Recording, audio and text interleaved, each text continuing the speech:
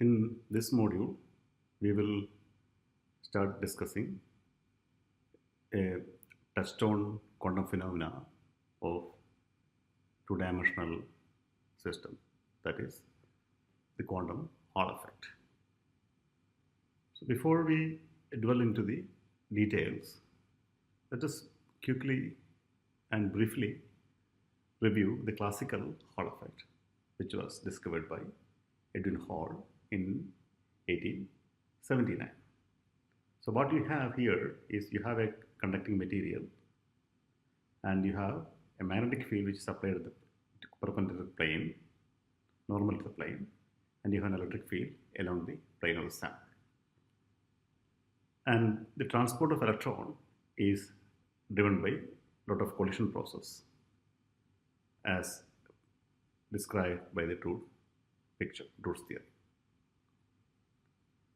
Now the electron will undergo cyclotron motion, but at the same time electron will undergo many collisions, and eventually the electrons will get deflected towards one edge of the sample, and other edge you will have the positively charged ions. And at some point of time, a balance will be reached by the field generated by the exposed ions and the collected electrons, and no more electrons will be actually collected, and there will be a steady state where a voltage is generated across the edge, that is the VH, the Hall voltage. And from this Hall voltage we can get information on the carrier concentration in the sample, and we can also extract from the carrier concentration we can extract mobility, conductivity, and all these details. Okay. Now in this lecture we will go through the mathematical formalism of the Hall effect briefly. Then we will define the resistivity tensor and overview the quantum Hall effect, and we'll look into the quantum Hall effect in graphene and how the quantum Hall effect is used as a universal resistance standard. So that is the plan for this lecture. Okay. Then next lecture we will look in the mathematical formalism of the quantum Hall effect. Now how are we getting the quantized resistance and all those details in the coming lectures. Okay. All right. So this is the picture of the sample where you have a magnetic field which is applied perpendicular, and there is an electric field which is driving the current Ix. Okay. And the quantum Hall effect actually is slightly different. That applies to a two-dimensional system, but in this case we are considering it's a three-dimensional material. Okay. The normal Hall effect, what you have is you have a B field and you are plotting the Hall voltage or the Hall resistance. If you divide the Hall voltage by the current, then you will get the Hall resistance. Then you will get a straight line. That is, the Hall voltage is proportional to the B field.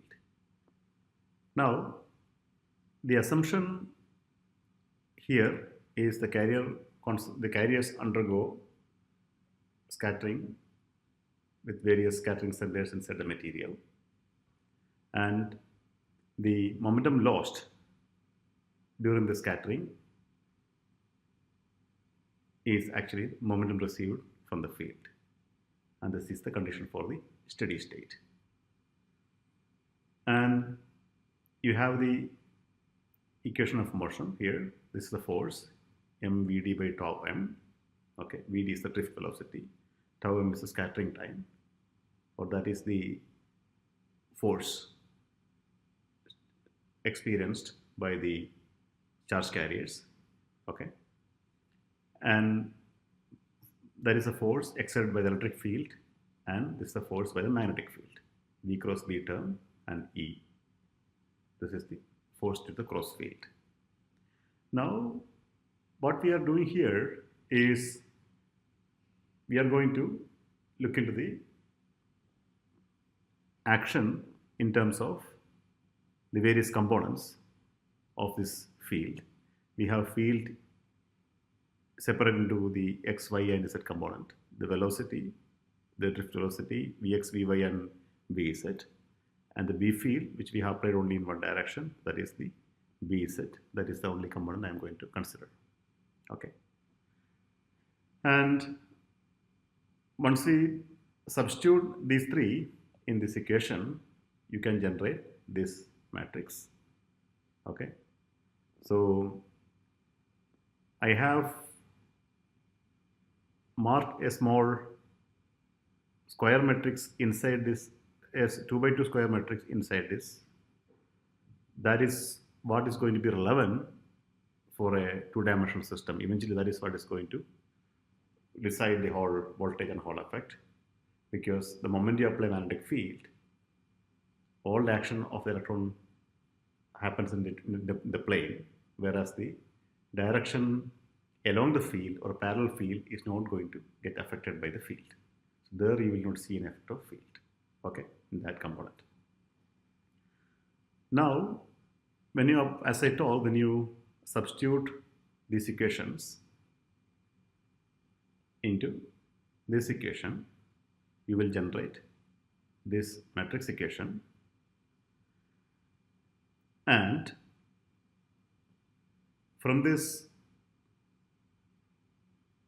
matrix equation, you can generate this one by substituting J equal to NE into VD. J is the current density. J has the components Jx, Jy, and Jz, and VD has the component Vx, Vy, and Vz. Okay. So the aim here is we need to replace this with the Jx, Jy, and Jz component. That is only change when you go from here to here.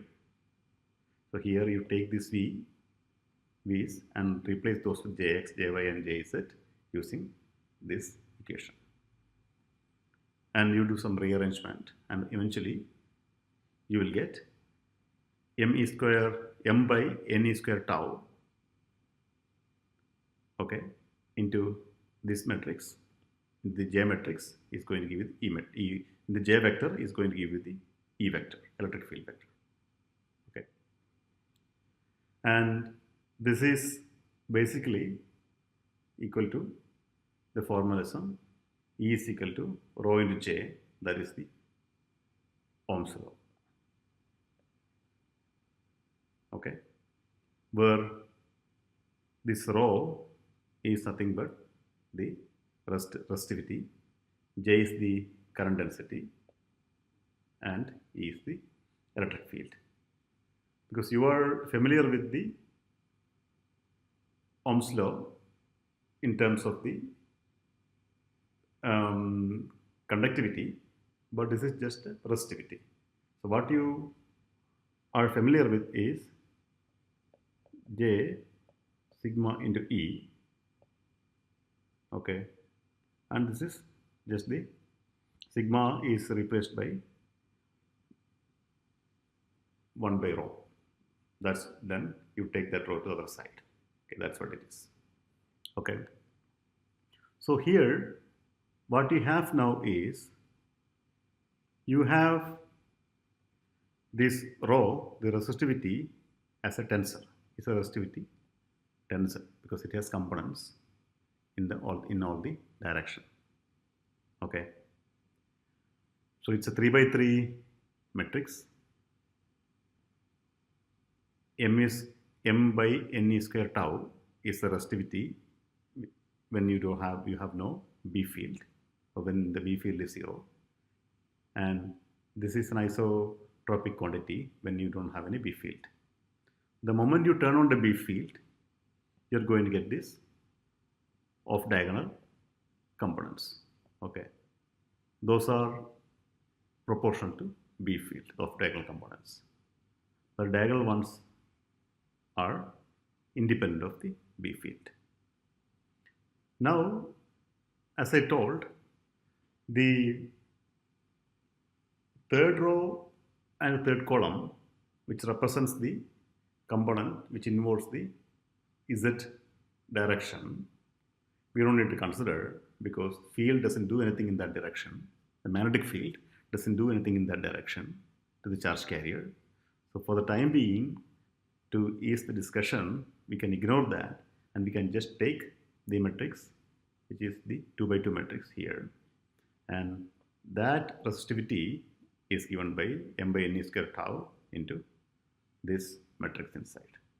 And this is of the form, you have rho xx, rho xy, rho yx and rho yy.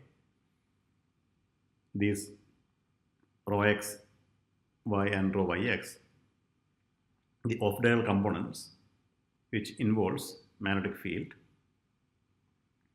and the diagonal components which are your normal resistivity, which is equivalent to your Ohm's law derivation using the classical Drew's theorem. This is the normal resistivity, and the off-diagonal components, the rho xy and rho yx, the rho xy is negative of rho yx, is B by Ne, that is the Hall resistivity. Okay, and the Hall resistivity is proportional to B and it is inversely proportional to N. So directly from this slope, you can calculate the carrier concentration from here. This is proportional, the Hall resistivity. So VH by I, that will give you the R rho xy. Okay, that is your Hall resistance. Okay. Now that is proportional, that the slope of that is proportional to the B field. Okay, but at the same time the longitudinal resistance does not have any dependence on the B, whereas only the transfer resistance has a dependence. Longitudinal resistance is the resistance along the propagation, along the direction of the applied electric field, and transverse is the one which is normal perpendicular to, that is the xy term. If we assume the electric field applied in x direction, magnetic field is the direction I'm discussing, or I'm talking about xy direction. The xy direction, that is proportional to the B field, and this is the classical Hall effect. All right. Now, if you do this experiment, the same Hall effect experiment in a two-dimensional system, a clean two-dimensional system, okay. When I say clean two-dimensional system, it has ample mean free path, so that the electrons which are undergoing the cyclotron motion can complete the full circle, at least one full circle. Okay. Now, if you do this experiment in clean system, you will, the clean in two dimension, it's a two-dimensional system, is going to reveal a slightly different Hall effect picture. So that is the quantum Hall effect. Okay, that is a quantum mechanical counterpart of the Hall effect. Okay, so I will briefly review. I'll give you an overview of what that effect is in this class. Now, how that effect is used in certain technology is called the quantum electrical metrology. In quantum electrical metrology as a resistance, universal resistance standard. The quantum Hall effect was discovered by Klaus von Klitzing in 1980, which earned him the Nobel Prize. So this is an extract from his lab notebook, von Klitzing lab notebook, which is the birth of the quantum Hall effect. So here what we have is a silicon dioxide and metal. There is a MOSFET, okay, and this is the top view of the MOSFET, which is a classical Hall bar geometry. So for the time being, what you can assume is you have electrons or you have charge carriers wherever you are seeing these lines or these bright regions. Those are the basically gates. You can think, okay, where you have carriers in those regions. Okay, so what you have is when you apply voltage onto the gate and you have a silicon substrate, it's a MOSFET, you're going to create a thin accumulation layer which looks like a quantum well, which is actually a quantum well, triangular shaped quantum well at the interface. You have charge carriers here. This is low energy region for electrons. Your Fermi level is somewhere here, and you have a triangular well, and the well thickness or the width of the well is such that you have only one quantum level populated below the Fermi level. That is actually a two-dimensional system where in the direction, in the Z direction, which is perpendicular to the plane of this substrate, you have only one momentum state, or there's only one K state. So then you can assume that that's a two-dimensional system. Okay, but the charge carriers, as we discussed in the gallium arsenide, aluminum gallium arsenide two-dimensional system, the charge carriers are free to move in the plane, but they cannot move. There is no momentum state available for the charge carriers to scatter in the Z direction. Okay. Now, the experiment is as follows. You have a B field which is applied perpendicular to sample, perpendicular to this material. Then what you do is you vary the gate voltage, which will change the charge density or carrier concentration in this well. Okay, so you have carriers in this well, and you are going to change that carrier concentration, which I have labeled NS, which is linearly related to the gate voltage. It's you can think it's like a capacitor, where you are applying a voltage on this capacitor plate, and the second plate of the capacitor is the two-dimensional electron system. So the number of electrons, which is the charge Q on the capacitor plate, is basically proportional to the voltage on the capacitor plate. Okay, that is the gate voltage. Now, usually, as far as Hall effect is concerned, the classical Hall effect is concerned, until this phenomena was discovered, you have Rxy is B by E into NZ. That means when you vary the carrier concentration by the gate voltage, that there should be a reduction in the Rxy, which is the Rx, the Hall resistance. So what is expected as per classical physics is this linear shaped straight line. Okay, it's a straight line. Now what was observed is something like this. So if you look this graph carefully, let us focus on this curve. Let me try to draw on top of it. So this one, then you have step region, another step, this curve. Okay. So I have kind of tried to give you a feeling of what the curve is going to look like. You have flat, we have step-shaped curve, and this is a magnified view from that curve. Okay. So you have a flat region, is a step at quantized certain value RH, which are given by this formula, where nu is an integer. Okay.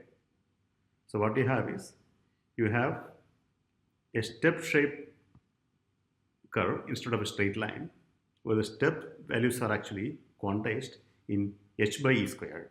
That means the highest value is h by e squared, and the other steps are 1 by nu of h by e squared.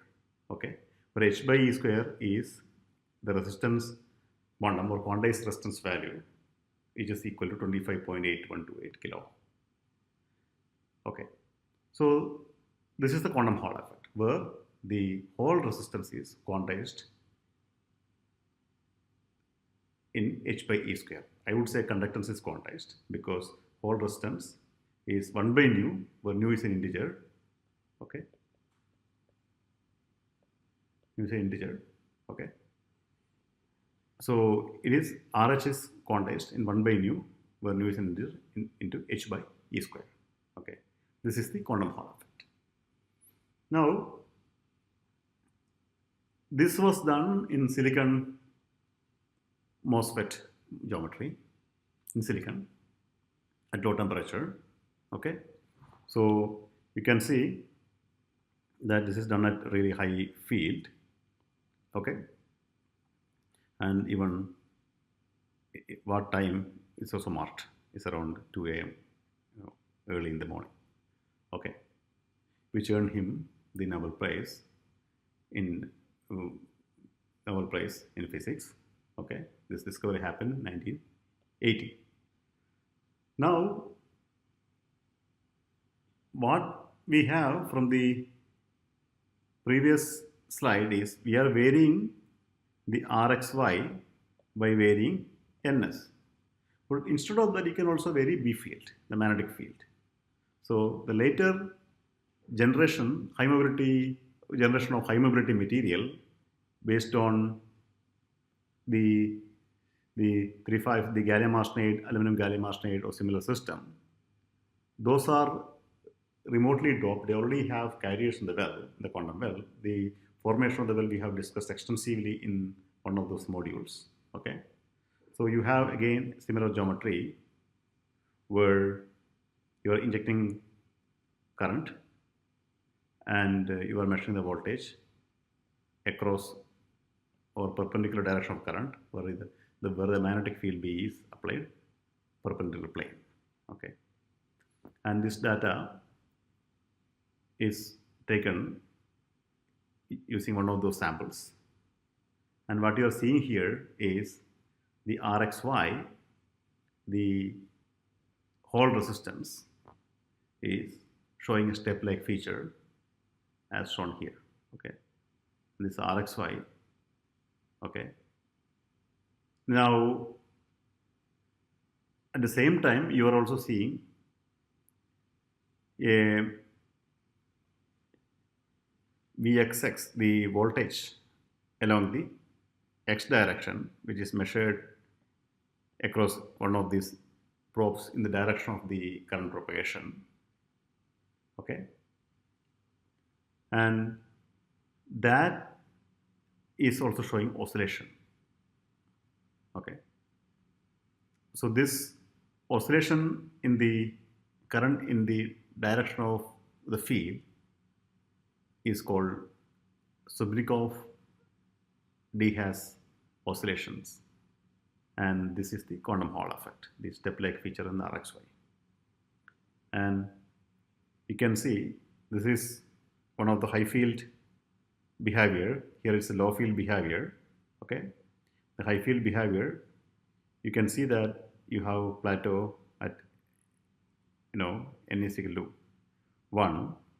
This axis you have to map back to here. This is the axis that is around 25 point, no, it's not around, it's actually exactly 25.8138, and the second one is here, half of it, and third one is here, and so on. Okay, and there are also oscillations, the red colored curve in the Rxx, that is a linear resistance or resistance along the direction of the field. So if I mark it here, Rxy will be this and Rxx will be the resistance in this direction. Okay, in the direction of the field, electric field. Okay, now a few years later, as the technology of making higher and higher mobility material got matured, the experimentalists start observing a slightly complicated, intricate Hall effect that is called fractional quantum Hall effect. Okay, in this case, you have plateaus or flat regions in the Rxy, but not only at integer values but also at various fractional values as marked here. This, if time permits, we will discuss in one of the classes, but it's not going to be discussed in detail anyway in this course, which is beyond the scope of this course. Okay, but this is called fractional quantum Hall effect, where you have resistance quantized at fractional values, certain fractional values such as one third, 2/5, 7/3, 9/4, and all these values, okay, which are marked here. That earned a second Nobel Prize for the quantum Hall effect phenomena. Okay, the first one was for integer quantum Hall effect. The second one was for the fractional quantum Hall effect. And this is a very fascinating phenomena whose physics is kind of very different from that of the integer quantum Hall effect. So to put it briefly, integer quantum Hall effect is something which you can explain using single particle picture, but fractional quantum Hall effect is a many body phenomenon. Okay, there are fractional states, there are composite particles. Here you have electrons, but in this case you have composite particles. Okay, so that is a many body.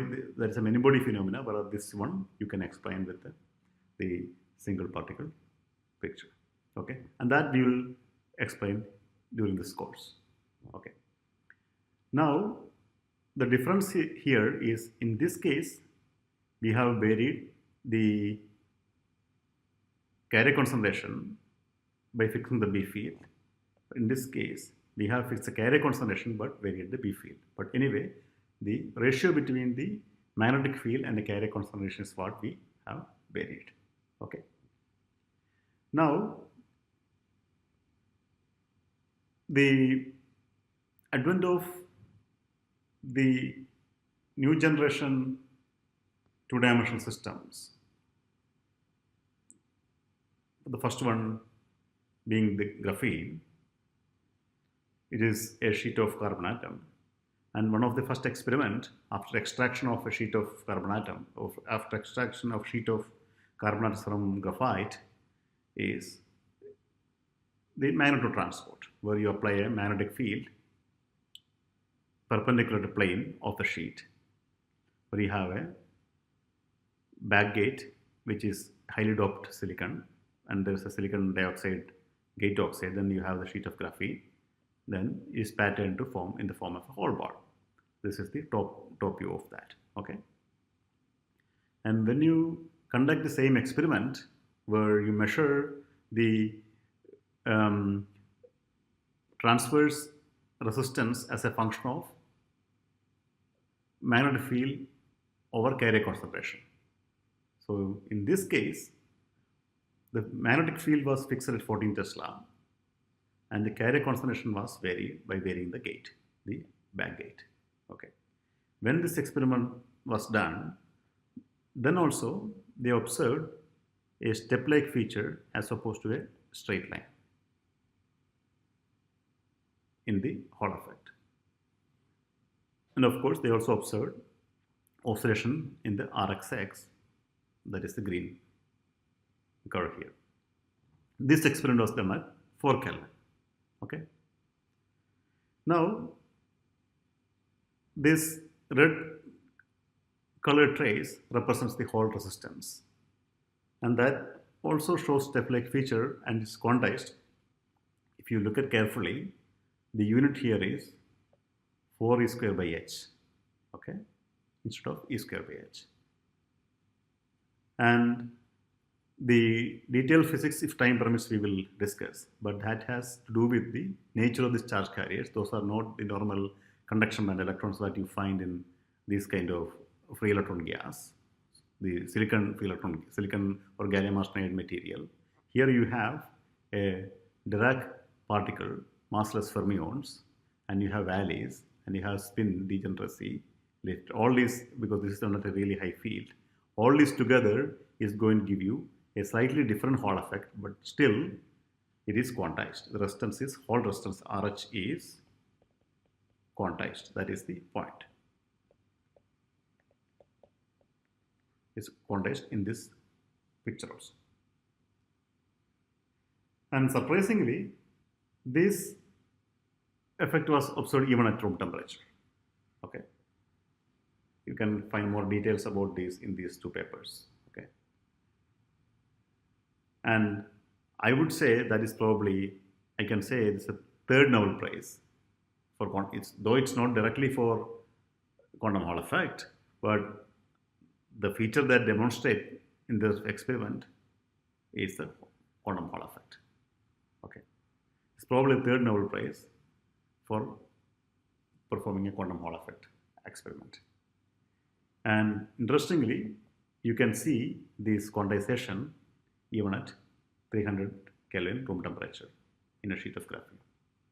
That is awesome. Okay. So what we have now is, you have seen this effect in starting from a silicon MOSFET. Then we moved on to gallium arsenide heterostructure, two-dimensional electron system. There also use of the same effect. And now there is another completely different two-dimensional system. It is radically different. Those are bulk two-dimensional system or interface in the bulk material, the first two ones. But this is actually a sheet, a pure sheet of atoms. There also you are seeing the same effect, the quantization, and it's so robust. So what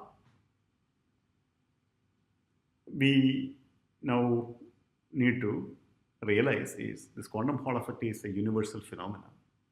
It doesn't depend on material system.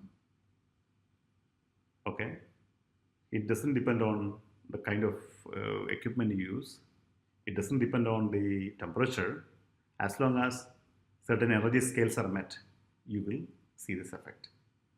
So, and this was initially proposed, and now this has been widely well accepted and followed as a resistance standard, universal resistance standard in quantum electrical metrology. So this is a picture of one of those samples. It's a gallium arsenide sample, but this has been done on various materials and verified across the world, across the countries, that this is such a robust phenomena. And the plots here are the errors that are measured in these quantized values of resistance. Those are in nano ohms. Okay, that 9th place after the decimal. Okay, all these are in nano ohms. If you read the axis carefully, these are all error that has been, variation that has been measured over various systems. This is not even like 1 nano ohm. Okay, this full scale here is like 3 or 4 nano ohms. Okay. Now, in this case, okay, so here is a 200 micrometer wide device. This is like 50 micrometer, this is a 10 micrometer, okay, and this is how the I is equal to the second plateau was positioned and the error between various devices. Here, this is also the fourth plateau where error across various devices is in nano ohms, okay. Similarly, here these are done for various materials like gallium arsenide by various labs, and that is their error bar, overall error bar across all the device. Okay, that is in nano ohms. That is 9 place after the decimal. Such a robust phenomena, which is there is nothing better than this to standardize the resistance value. Okay, for metrology purpose. And recently, because of the ease of doing this experiment in graphene and the possibility of doing this experiment at higher temperature, because you have seen that in graphene, you can even see this effect of room temperature. So you don't need a really high-end cryogenic equipment to demonstrate and make this resistance standard. So labs have started looking into fabricating graphene-based resistance standard. Okay, this is one of the devices, and they also have measured the error in this resistance for the graphene-based sample, and they compared that with that for the gallium arsenide. So this is basically graphene resistance minus gallium arsenide resistance standardized over the gallium arsenide resistance plateau. These are the plateau observed by graphene. Okay, and they have found that its accuracy is 9th place after the decimal. Okay. and this is done at 1.3 Kelvin. It's not room temperature, but not really cold either. Okay. And what they found, which is explained very well in this paper here, is the error is again only in nano ohm range, in the nano ohms range. Okay, that is 9th place after the decimal. So now most of the labs have started looking into making graphene as a resistance standard. All right. Okay. Now what we will do in the next module is we will try to look into the mathematical formalism of the quantum Hall effect, starting with the quantization of these electron orbitals under the action of a perpendicular magnetic field. All right.